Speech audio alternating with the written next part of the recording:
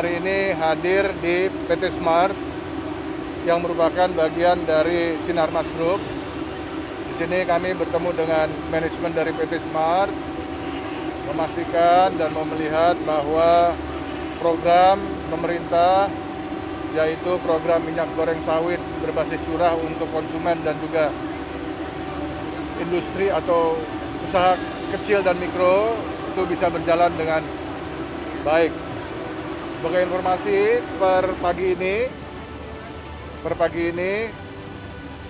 Kementerian Perindustrian sudah mengeluarkan 47, sudah mendapatkan 47 perusahaan yang register. Dari 47 tersebut, sekitar 39 perusahaan sudah kita terbitkan nomor registrasinya, termasuk PT Smart yang menjadi bagian dari Sinarmas Group. Dari 39 perusahaan yang sudah kita berikan nomor registrasi, artinya program sudah mulai. Ini kita harapkan dan kita hitung bisa mensuplai ke pasar, ke tingkat pengecer sejumlah sekitar 9.000 ton, sekitar 9.000 ton per hari. Ya, jadi kita bisa melihat berdasarkan perhitungan kita juga bahwa kebutuhan per hari rata-rata, kebutuhan nasional per hari rata-rata sekitar 8.000.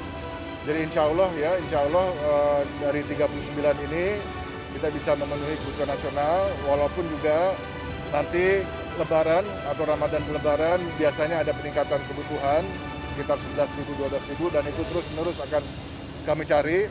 Jangan lupa bahwa yang mendaftar kepada kita baru 47 perusahaan dari sekitar 80-an, tapi perusahaan-perusahaan yang sudah atau yang tergabung dalam asosiasi, baik itu AMI maupun GM GAMI, itu semua sudah mendaftarkan pada Kementerian Perindustrian. Tinggal perusahaan-perusahaan minyak goreng yang memang tidak terdaftar dari asosiasi, yang sekarang kita terus-terus melakukan kontak agar mereka juga berpartisipasi dalam program pemerintah ini.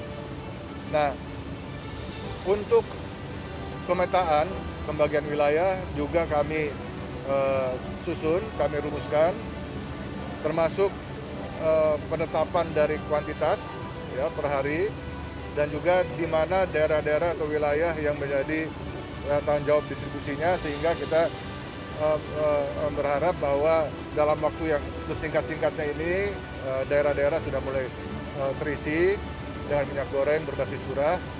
Kalau untuk daerah-daerah di timur wilayah Indonesia memang harus ada treatment tersendiri, Nah, ini akan kami cari treatment yang paling tepat mungkin dengan berbasis kemasan sederhana ya, yang nanti akan kita lihat bagaimana kita mau merumuskan kebijakannya. Nah, kemudian ini refresh ingatan kita, dan saya ingin menyampaikan bahwa Permenperin sendiri sudah efektif sejak hari Sabtu seharusnya ya,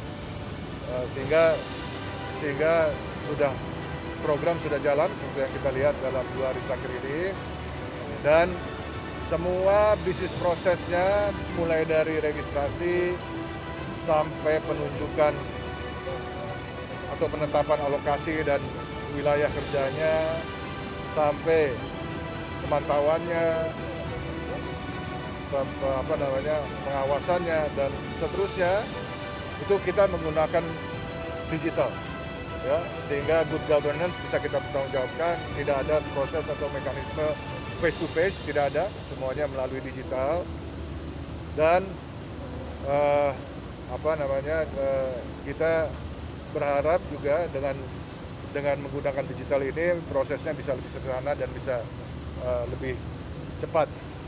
Kita ingin memastikan, dan saya optimis, Kementerian Perindustrian optimis, pemerintah optimis, bahwa dalam waktu sangat singkat ini ya kita bisa mewujudkan kebutuhan minyak goreng di masyarakat, baik itu secara kuantitas dan juga secara harga yang baik.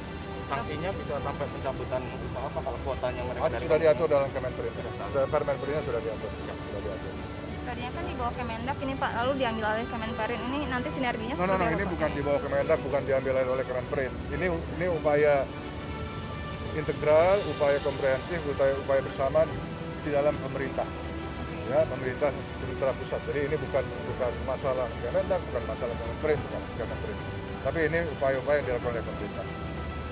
Ya memang pertama pemerintah menggunakan pendekatan perdagangan. Sekarang kita menggunakan pendekatan industri.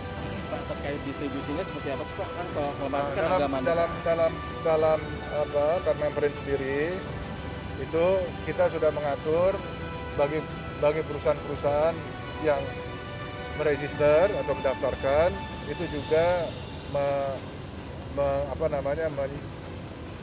mendeklar distributor masing-masing.